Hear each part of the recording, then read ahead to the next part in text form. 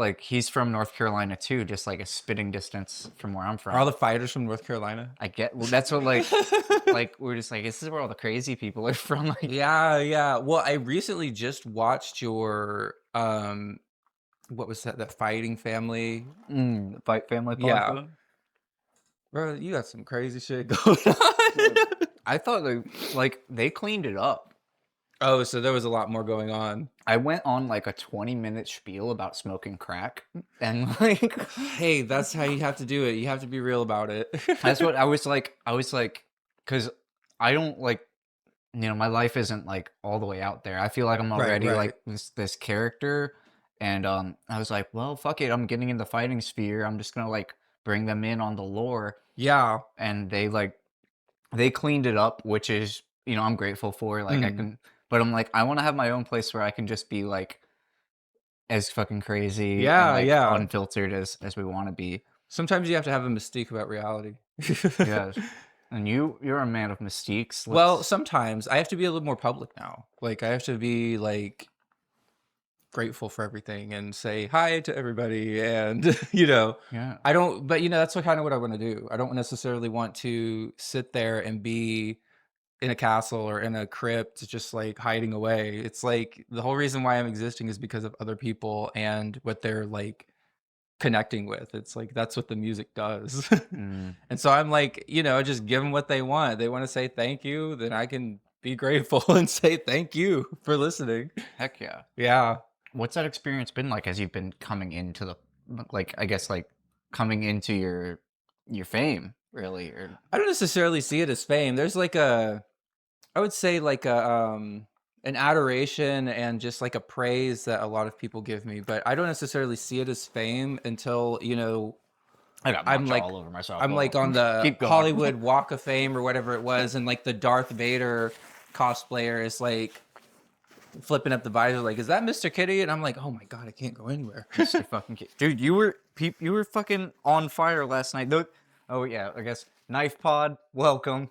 Hello, how's it going? Seth KnifeFace Coleman, aka Not a 5150. With us is Mr. Kitty, a world-renowned, illustrious musician, fashion icon, and just a swell fella. And we want to dig into the lore a la Kitty, if we may. Yeah, for sure.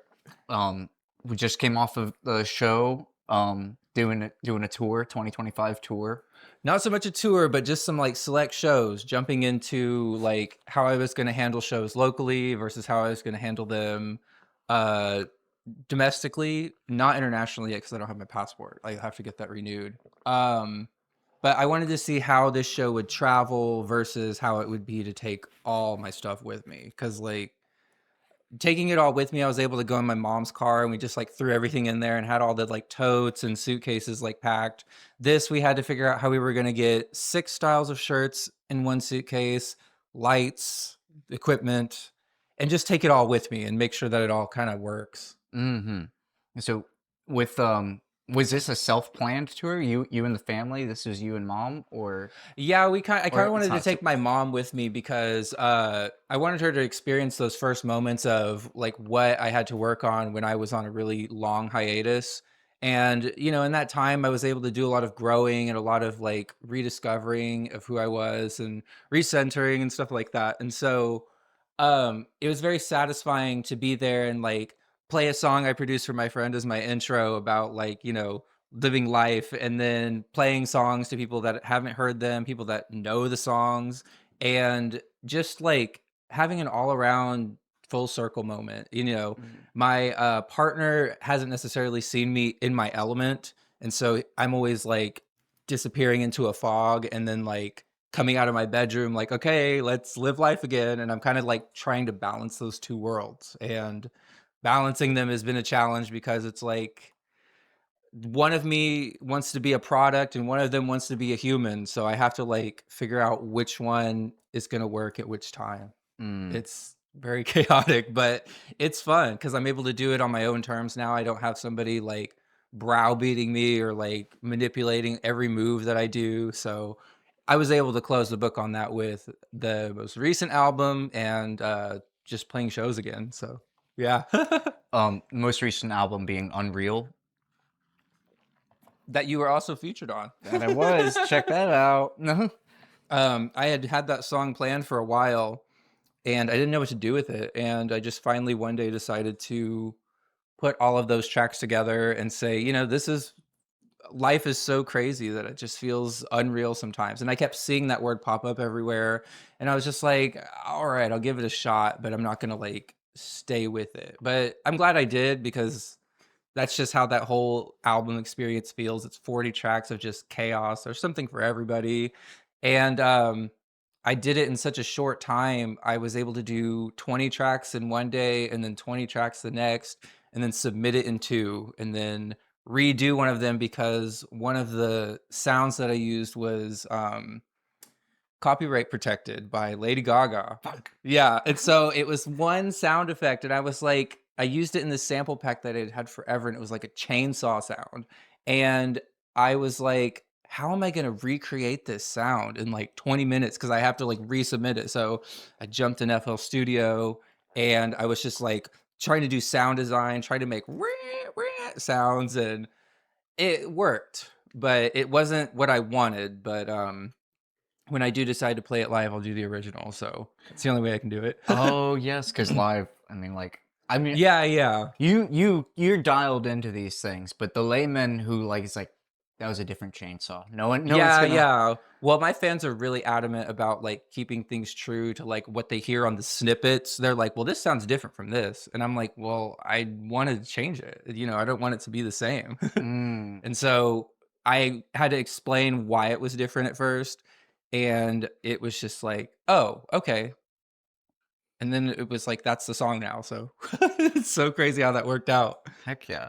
I think like the coolest what's super impressive about your work is that you use like the minimal you use the minimal things like you were like I remember when we kicked it, it was what, a couple years ago, Yeah. and like I was just like, oh, don't worry, I have like all these plugins, I have all these like samples, and you're like, no, I use the stock Yeah, stuff. stock plugins all the time. That's badass, just how you can manipulate the sound to create like your own thing from what is stock. It's just it gives you like an easy idea and an easy way to start. It's not anything where you have to do anything too um meticulous. It's very straightforward, it's very basic, and I kind of like things that are simple because I fried my brain at one point. So I I smoked a lot of weed and it helped with my production, but then at one point I realized I like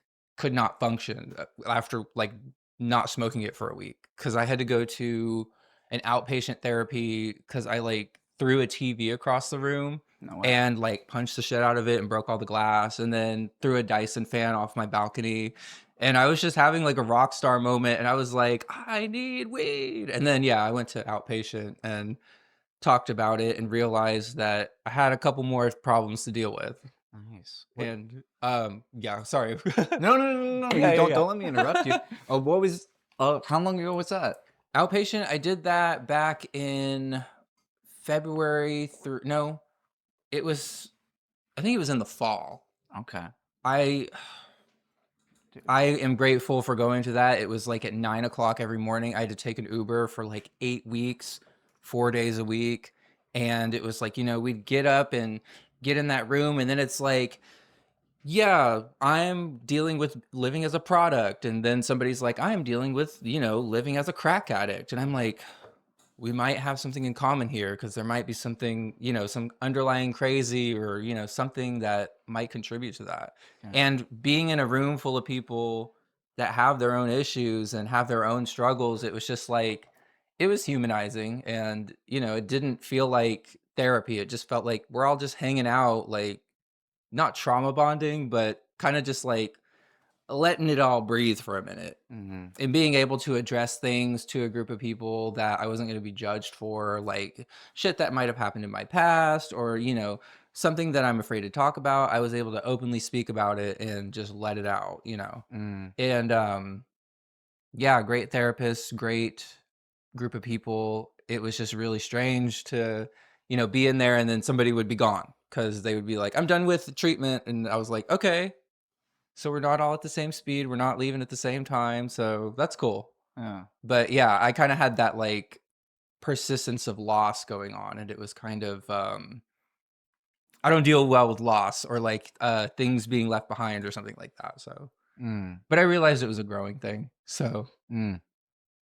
Yeah, yeah, that's like no, because I've been an outpatient more than once, right, right. and that is an element that I forgot is that like you're learning how to co-regulate in a time of crisis. You're Mhm. already a fish out of water, and you're with some other fish that are like learning how to use their lungs or whatever, Right, and then all right. of a sudden they're gone, and I'm like, well, I really needed you, Yeah, yeah. or like like you were part of my support, my basis, and I'm like, well, I guess I have to learn that people are gonna come and go, Mhm. and that is just an element that I forgot about that, and um, I've had plenty of rockstar moments. I still have rockstar moments, and like I'm not even like I gotta get famous enough to where these fits of rage or so are justified for my end. They have to look like they are intentional. Yeah. Yeah, sometimes they can be intentional. Sometimes it takes that to get to that point.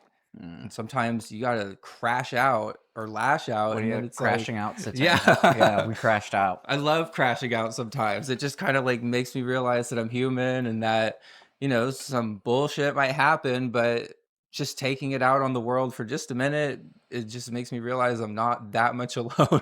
Yeah, yeah, we're being human. Yeah. Shit. What the there's a lot of like if I'm objectively looking at your music, if I'm objectively looking at the body of work, there is like a lot of over the years, it's changed quite a bit. Hmm. Where would you say your sound is? How would you describe your sound now? Unreal, post Unreal. Where would you say it going? If it's Well, I'm really weird about like genres and like classifying things. I usually like to classify it as just like unknown alternative or something like that. But to get people interested, I'm like, it's a gothic alternative electronic. It's always like having to add so many fucking words, like gets people so interested because they want to know like key words and key things that like they agree with or they resonate with. But just saying like unknown alternative is really strange because people are like, what do you mean?" they And don't know what to make of it. yeah, and so I'm just like, you just gotta find out, you gotta experience it. You can't be told everything. You have to, like, get into something yourself. That's something that people don't like to do these days is discover things Mm, and be surprised. They just want all the answers and they wanna, not just have a solution, and it's not how it works. And if you wanna be, like, authentic about something, just discover it and, mm, like, be there for it and be in the moment when you, like, take all that in. mm. Yeah, you just gotta know how you felt when you experienced it. So did you have a process like for when you were discovering maybe yourself or your sound or, seeing a target that wasn't there before and making your own path? Like, was there, what were the things that you found that you collected along the way to like make it Mr. Kitty right now? Right Big now, question. there was a lot of music in the goth scenes that I resonated with, like The Cure and Depeche Mode and New Order and Joy Division, all that stuff that happened in the 80s. Yeah. And I thought that was cool. And I wanted to see something evolve from it. I wanted to see it like grow because everywhere that I was going, it was the same people and the same clubs and the same music.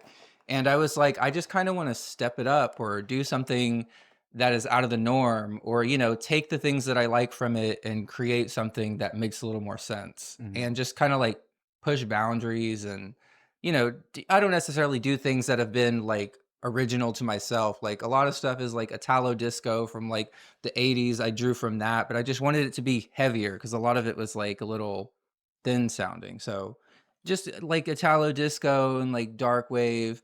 um Another genre that I really liked was, Chopped and Screwed, like DJ You are Screw. from Texas. Yeah, yeah, yeah. I always have to represent. But I always enjoyed, like, DJ Screw's mixtapes and just what he impacted the world with just by giving us a different perspective on how we consume something.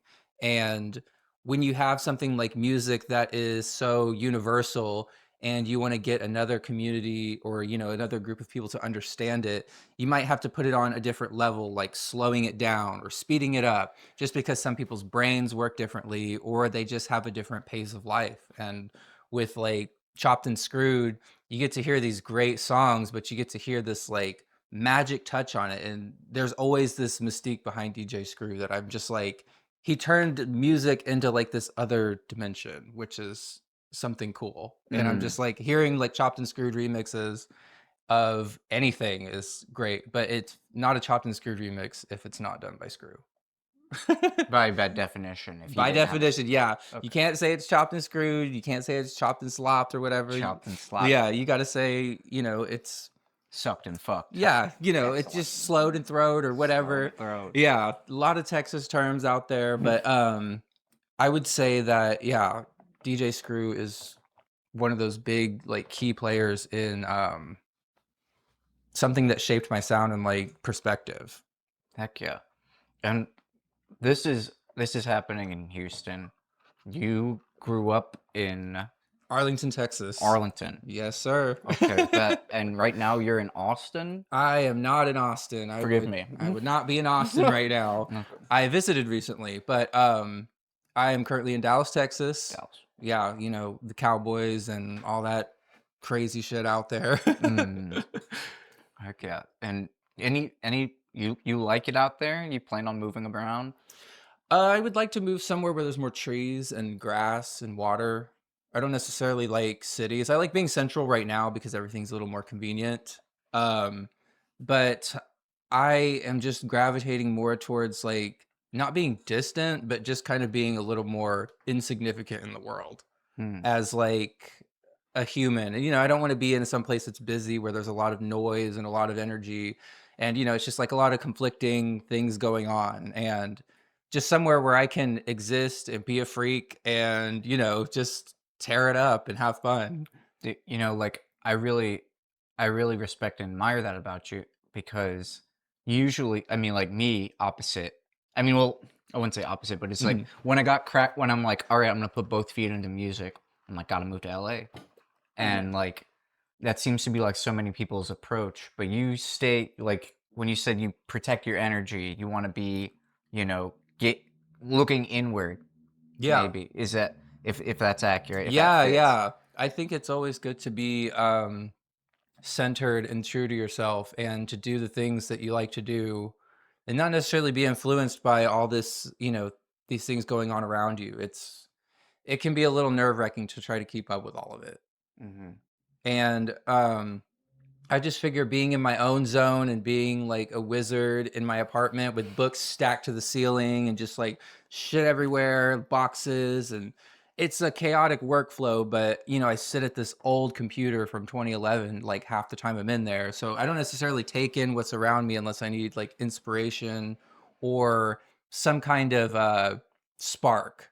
You make the music on a computer that you bought in 2011? Well, I got it from my dad, and he initially bought the computer and crashed it.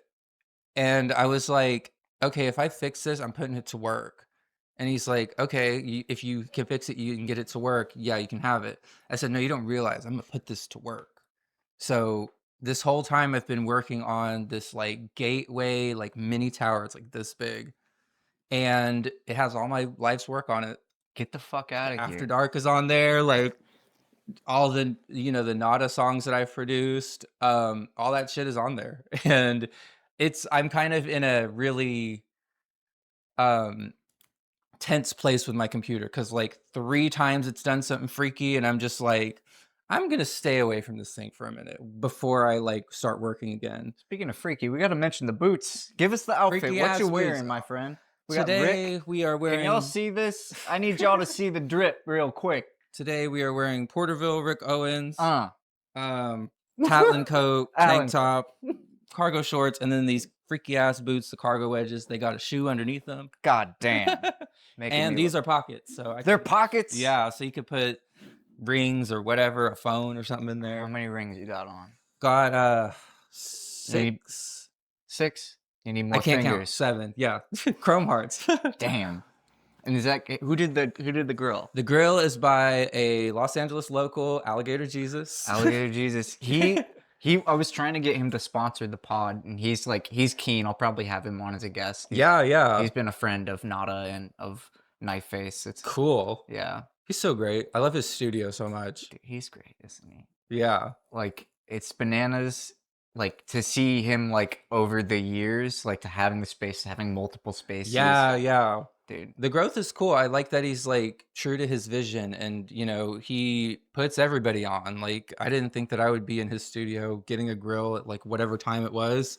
And it was just like we popped up and he did it and cut it and molded it overnight, and then I got it the next day. It was so cool. Hell yeah. But I guess it was because it was a 2-piece and like 6 teeth. It wasn't like full set or anything like that. So No, you wouldn't go full Paul Wall. no, Yeah. I want to. I would love to go full Paul Wall, and I want like the diamonds and shit too. But I just wanted to start with something subtle, just to like break into it. But yeah, I'm not doing perms or anything like that. I'm not Take the boy out of Texas. No, Take the Texas out the boy. Yeah. I'm not like putting all that permanently. I just want to be able to have like the diamonds dance on my teeth. Yes, absolutely, brother. I have like one grill from Gator. Okay. Because moved to LA. I'm doing my rapper thing. Yeah. And it's just like time to get a grill, and it's somewhere in this apartment. I gotta fucking find it. But it's gonna be time to get a new one. Gator, hey, you want to sponsor this podcast? Sponsor me with some gold teeth, bro.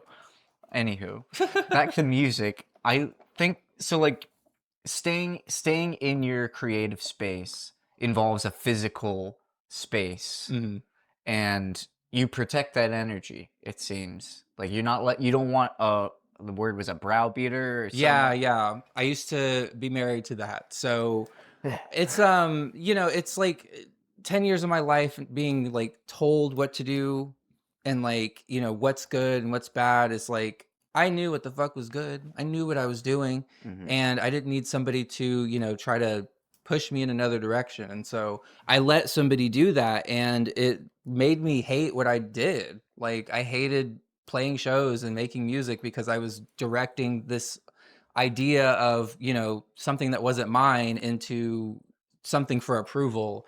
And and it was like, I got to pay the bills. So, I'm going to do what is going to work and not necessarily what I want. So it was, it's been very fulfilling to, be able to get back into that moment of having it all together and just protecting it and keeping it in one place and not letting anybody touch it. And you are independent. You're an independent artist. Yes. My catalog is still with negative gain, despite what the internet says. My catalog is still with negative gain because I wanted all of the artists on that label to have the same opportunity of success that I had. It was like they were putting so much effort and so much work into promoting Mr.Kitty that, not the bands didn't like take a hit for it, but it was just like I felt like I was getting a lot more because I was doing a lot more versus like, the bands that don't necessarily have the same resources or, getting the same push. And I'm just like, yeah, I have worked my ass off to get where I'm getting and to, get to a comfortable place of, being stable in my career.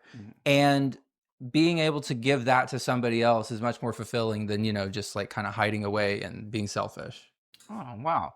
Well, that's thoughtful of you. Yeah. And so every band on that label has like vinyl releases. They're getting more like shows booked, like festivals. And so, some people are a little outspoken about, not liking me. And I'm just like, you got to figure out who's paying your bills. Yeah.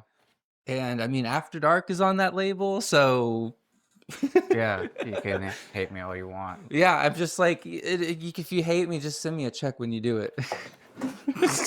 That's funny. Yeah. Look, you've hardly touched your boba. I know. I'm really enjoying it. Yeah? It's great. Okay, it's Taro. I got it for you from Yifang Tea. Here in the arts. I don't want to tear it up too much. Tear it up? 'Cause, Okay, I'm just enjoying the flavor of it so far. no judgment. I'm not good at slow sipping. Me either. Well, unless like the couple times I've sipped lean. Let's talk about that. Yeah. There's That's a slow sipping thing. Like you don't want to drink that too fast because you'll like have a headache in the studio. Mm. And it's usually when there's like purple lights and lots of smoke. Wait a tick. I think you and me were on a call or we were on live when you told me like the first time you sipped lean. Yeah, I was working as an assistant in a studio, and this rap group from Houston came up, and they're like, "Okay, we're going for a ride, and you're going with us." And I was like, "Okay, cool." And they taught me how to pour up lean. They had the double cupped, and they had the Jolly Rancher, the Sprite, the ice, all of it in the car. And I was just like, "Okay, cool." So I want to understand y'all's workflow and y'all's vibe, Mm. and just being able to like immerse myself in it, I was kind of like, whoa, I'm like in slow motion right now. Yeah. All the music sounded different and I understood like why they do it. And Mm. I was just like, I'm not going to question your process or the method of your madness. It's just like, that's cool. But some people die from it, some people abuse it. Yeah. But it's an unfortunate thing. And I don't like glorify drug use or anything. But that was one of those moments where I had to understand. I feel you. I feel Yeah. you. Like well, we're sober today. Yes. Yes, we're both sober today, and I love that. Congratulations, by the way. Thank you. I got super stoked when I saw that on the gram. Yeah, it's crazy process. Trust. Yeah. Fucking. What's your process? I mean, not sobriety wise. I'd love to hear about that, but your creative process. You're not double cups stuffed. You're like these days as sober Mr. Kitty.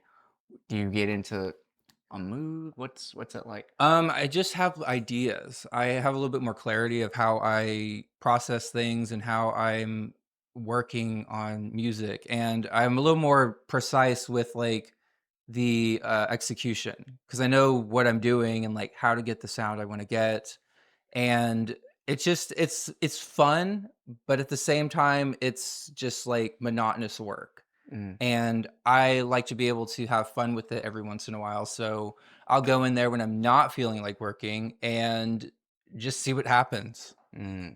Oh, well, this would be okay. It's a very informal set and setting of this podcast. I Okay. hope you know. This is like we're chilling in my apartment, and I want the viewers to feel like they're chilling here with us. Right, right. And there's not gonna we're both sober, so like there's no way to fucking explain the fucking Kratom sponsorship, but I have to mention it because they pay us.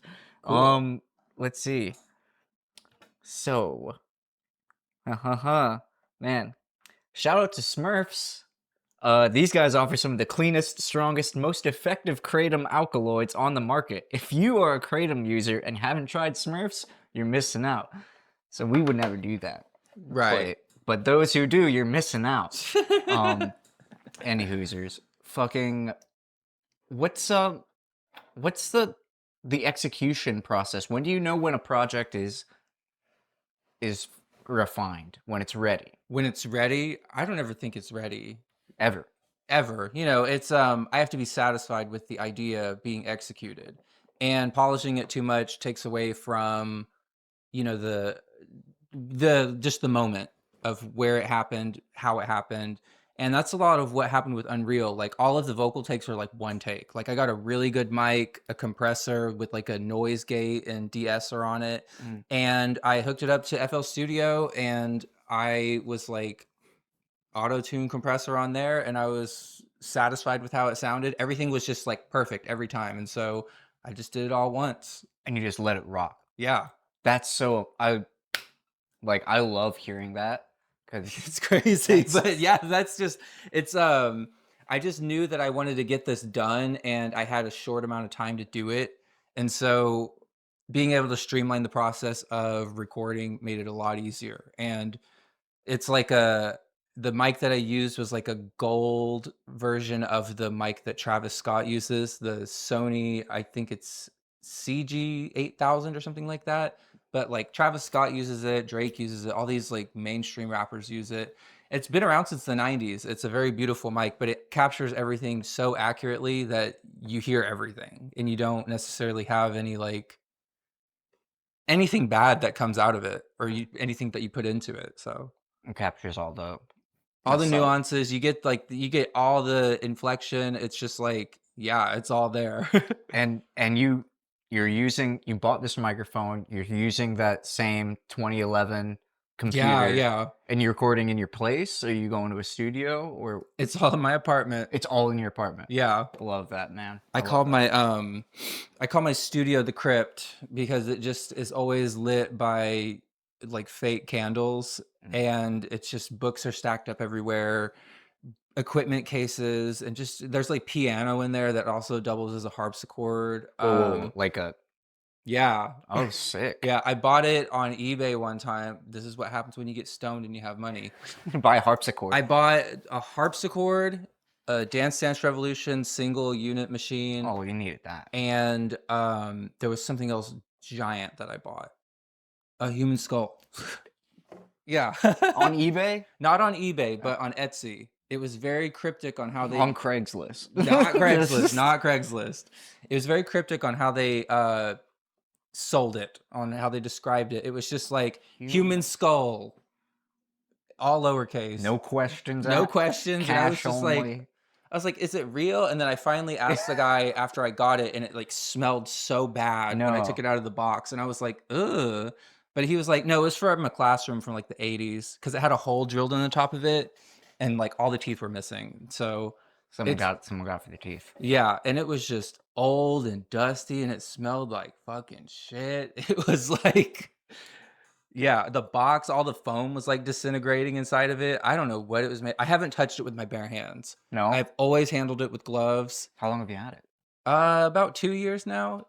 I put it in this display case that has like a rotating platform. So it That's just cool. kind of rotates with lights. But I ended up putting it on a little pedestal because when I met Marilyn Manson, I wore this clown outfit and I had this giant ruffle collar, and I was like, I don't ever want to wear this again. So I put it on the skull in the case, so it just spun around with it. Sick. And it looked crazy as hell, and it stayed in there for like months. And then I took it out, and that collar smelled really bad. So I was like, oh, I gotta put this somewhere else. Just gonna keep that there. Yeah. And now it's in a skull. It's in a case that's like more fitted to the skull, and it's facing a giant. That was the other thing that I got. A giant replica of the xenomorph head from Alien. Oh shit. Yeah, it's like 3 feet long. That's big. Yeah, yeah. And it's got like a translucent top and everything. It's just so beautiful. It's got like silver teeth too. So I was like, yeah, I kind of think this is a little more fitting. So your creative space is curated A little bit, yeah. a little bit because you want to feel creative, so you do creative. You like Yeah. you use your surroundings to stay inspired. Yeah, Safe to say. absolutely. Yeah, I mean, like you can tell with the fashion and like how you do your visuals as well. Mhm. It's like, yes, this very much matches the music. Right. Do you like so like what's your creative process for like the visual? How do you know like, this is what I want to wear.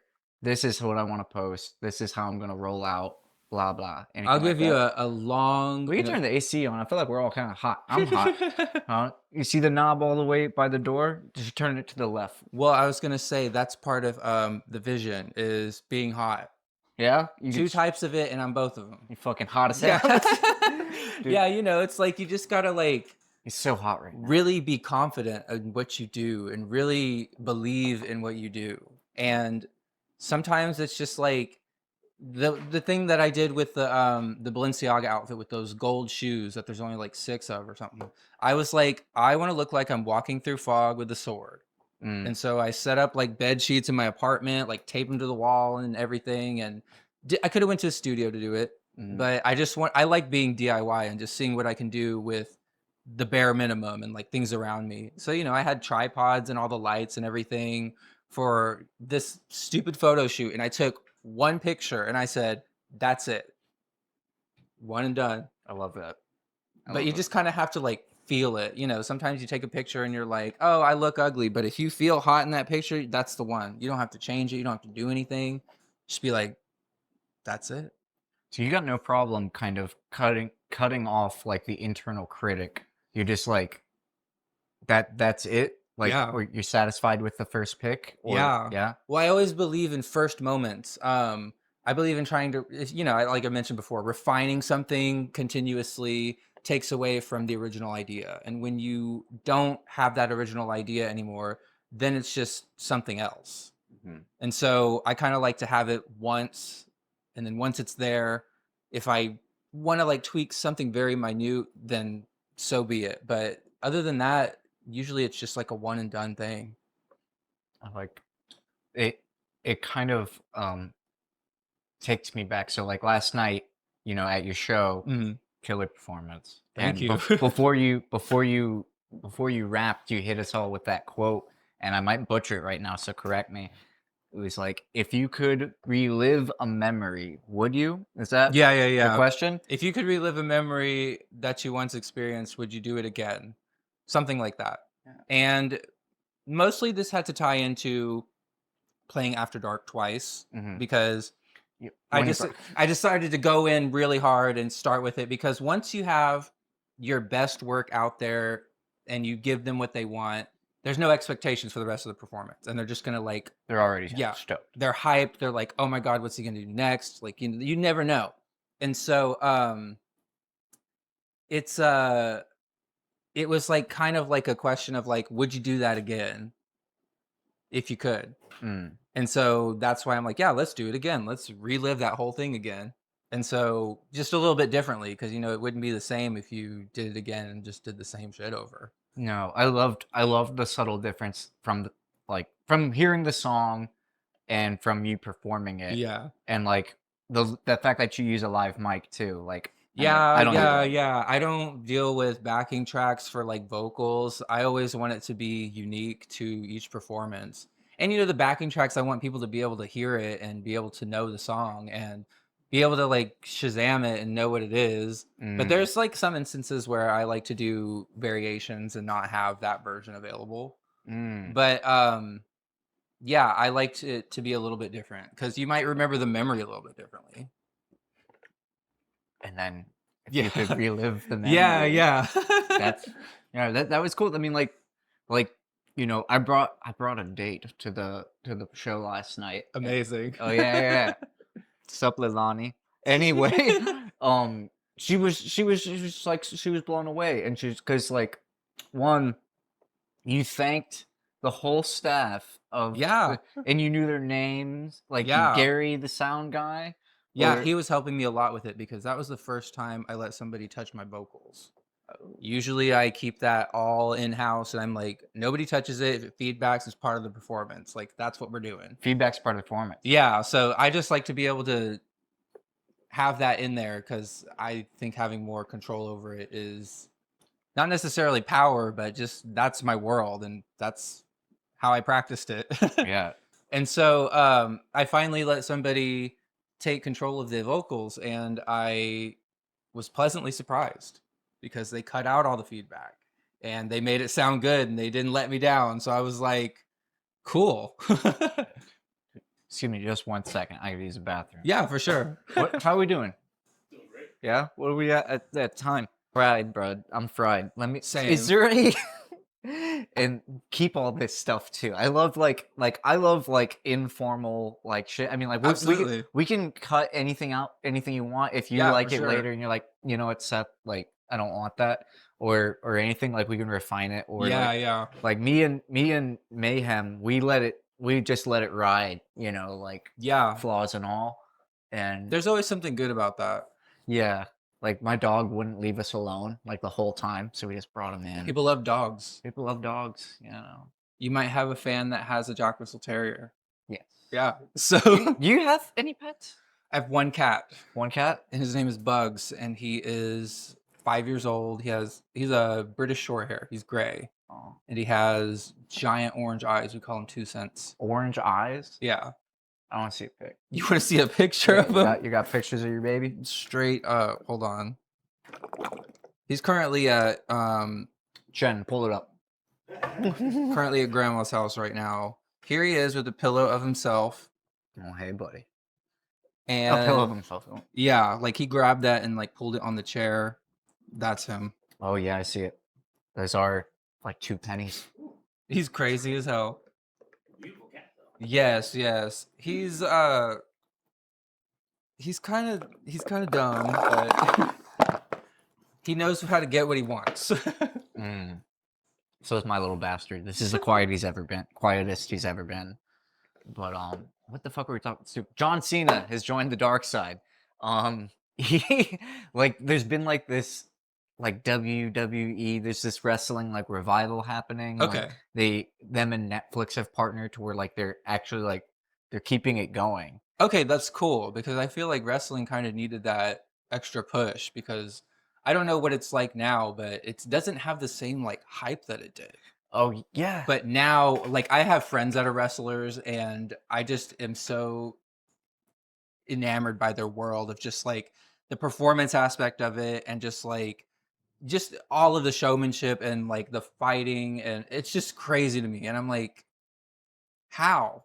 Like, how is this not like everywhere?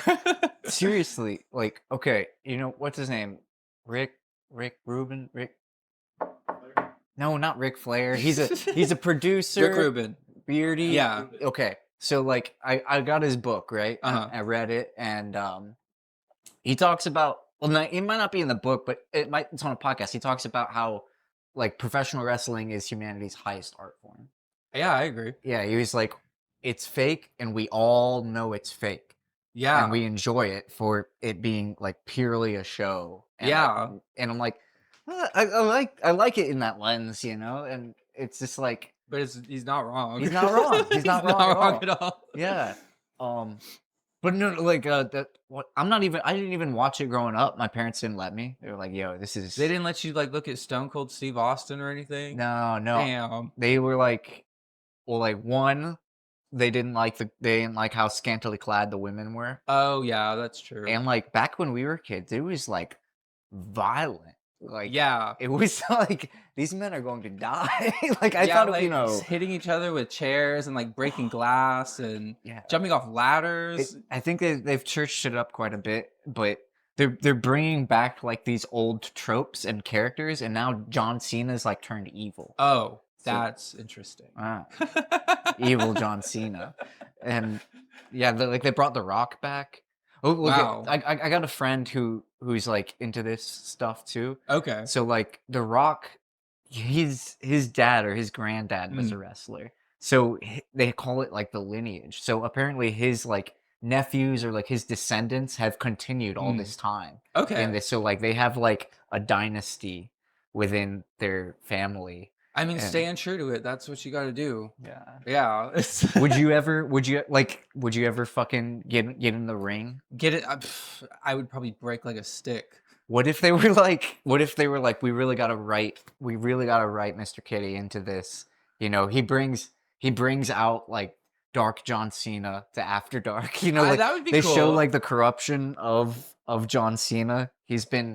I would like to shroud John Cena in fog. Like that would be my job. Just like have my I didn't bring it for this show, but I have a portable fog machine that I just carry on stage and sling around everywhere.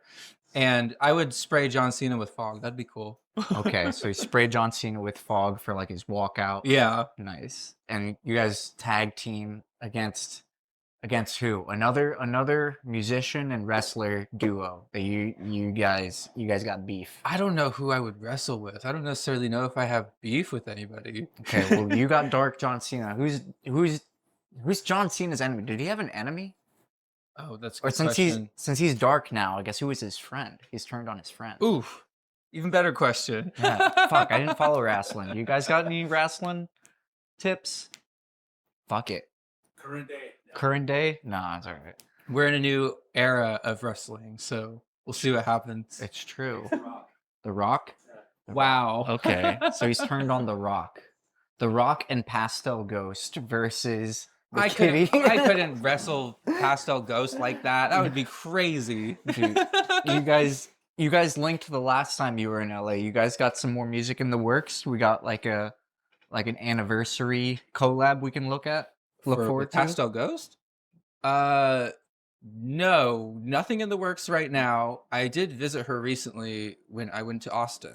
Oh, okay. So I hung out with her and we kind of picked each other's brains about like where we're at, like, you know, what we like believe in, our business, and just kind of reconnecting. We haven't seen each other in like 3 years. So it was just good to like see us both because we both used to tour and like play shows for like $500 and like, you know, we DIY'd everything and just kind of like she's also very true to her vision. And Mm. so she doesn't let anybody interfere and which I think is great. And so I have always resonated with her because we like the same music, we like the same pretty much everything. And so it was just good to see somebody that like understood the same world that I'm in. Cause sometimes I make music and sometimes I play Dark Souls. And sometimes it's just like outside of music, I don't know how to like talk to people. And I'm just like, nobody knows what a synthesizer or a DMX controller is in the circle of people that I'm around. But visiting Austin again and being around other musicians, I was like, oh, we're all speaking the same language. Cool. Heck yeah. Heck yeah. But yeah, it was really interesting to be back there after being away for like close to 4 or 5 years, I guess now. I don't know. No, like three. Yeah. And so seeing all these new bands doing something like having lights and like having good vocals and production, and I'm just like, oh, so I must have really set the standard kind of high for these people because I had somebody go to a show that I went to and they were like, yeah, once you left this city, nobody knew what the fuck to do. I was like, well, they should have took notes. The bar was set Yeah. for what is expected of an independent artist. Yeah, yeah. And it was really good to see people doing a lot Mm. and like putting that shit on. And I'm like, oh shit, I might need to do something different if they're doing all this. Like, I'm talking, they had the outfits, they had the lights, just it all worked. And it all made sense. It wasn't like cheesy, except Mm. for a couple of them. Couple. But we won't name names. Yeah, they'll get it figured out. And Yeah. what's next for Mr. Kitty? What's next? I don't really know. I never know what's next. Mm. I am working on so it's not necessarily a closeout of my project, but it's more of just like I'm taking a step back from doing Mr. Kitty music. And I'm working on this album called Finale, which is a follow-up to Unreal.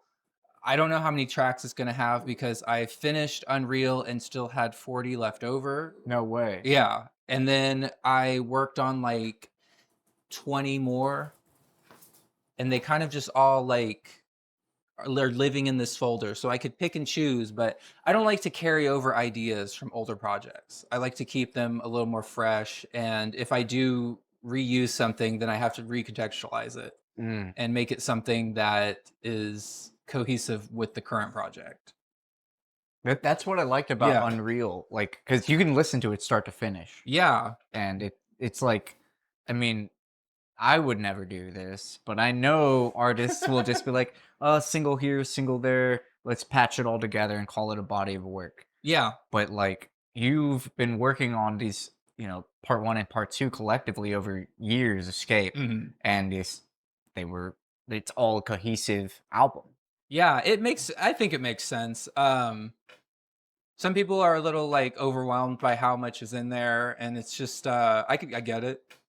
And at the same time, I'm like, I get it, but I mean, you don't have to get it. You just gotta like connect with something on there Mm. if you want to listen to it. You don't have to listen to all the songs. It's like, but it's there. It exists, and if people want to dive into it and spend 2 hours of their life listening to some music that I made, then cool. Yeah, it's fire.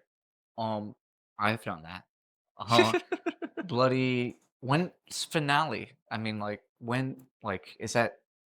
There's not a date. There's no date yet, There's no. but I have like confirmed it online what it's called, that it's going to be blue because I'm doing primary colors for these 3 albums. So Ephemeral was red, Unreal's yellow, and then Finale's blue. But there might be a trick up my sleeve. I never know like what I'm going to do after that. I might make a green album called Psych and then, Psych. yeah. Bring it back. I know you have other projects out there, under under other titles. Yeah. And so, do you see yourself touring as these other under these other pen names, or? I wouldn't tour as them. I would just release music because those are just kind of like idea burners where I can like make something and I'm like, okay, that was an idea that might not have hit as hard as I thought it would.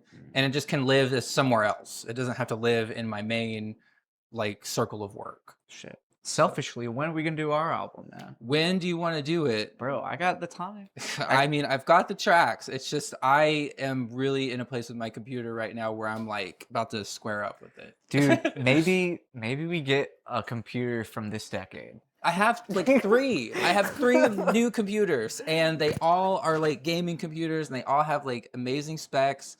And I just used a new version of FL Studio, and I fucking hated it. Dude, which version are you on? Like 20, I think, or something really obnoxious. 2024. I don't know what it's called, Okay. but it was the newest version, and I fucking hated it. I tried to program my lights on there. Everything was all changed around, and I was like, this doesn't look old. This looks very modern, and I kind of am not feeling this workflow. So I just put it back in the box and said, okay, well, let's go back to work, and just still plugged in. Love it. Yeah.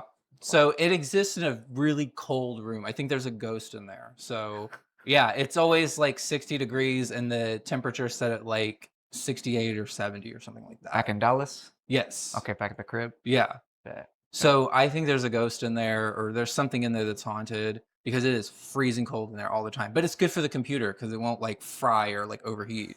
Keep it cold in Texas. Yeah. Keep it cool.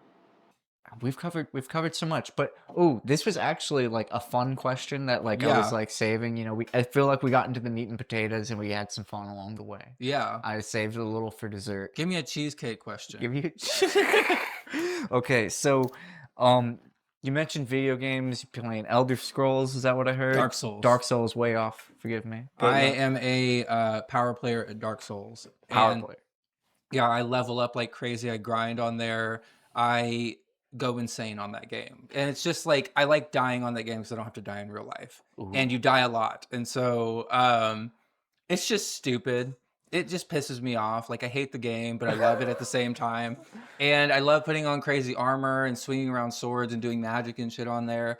But it's always some stupid enemy that'll take me out, or like a really clunky part of the game where you just kind of like glitch off the cliff or something like that. And it's like, such is life. But it'll just say you died on the screen. It's so fucking annoying. And I'm just like having to wait for it to reload. But I'm playing the first one on the Switch. The hardware cannot handle the game. So it's very clunky and it is very laggy at some points. So I'm challenging myself with that one, and I am hating it. Interesting. No, fucking, if you could score a video game. I can't take composers' work like that, but yeah, okay. Or if we made a video game around your discography and we got to make up the premise of the game. The premise of the game? The game, like, you know, fucking, who's a game maker? Blizzard, Neversoft, these guys. They say, Kitty, we love your music so much. We want to make a video game around your aesthetic, imagination, your sound. What's happening in this game? Well, first off, it's either going to have to be by Capcom or Konami. Bring it back. Capcom. Yeah. They watch this. Capcom is like top tier for me, like Resident Evil and Devil May Cry. And yeah, all these like testosterone driven games are like my favorite. That's what I grew up with. Like everybody having like a trench coat and a giant gun or a sword or being a vampire. Yeah. Like, yeah, that's my shit.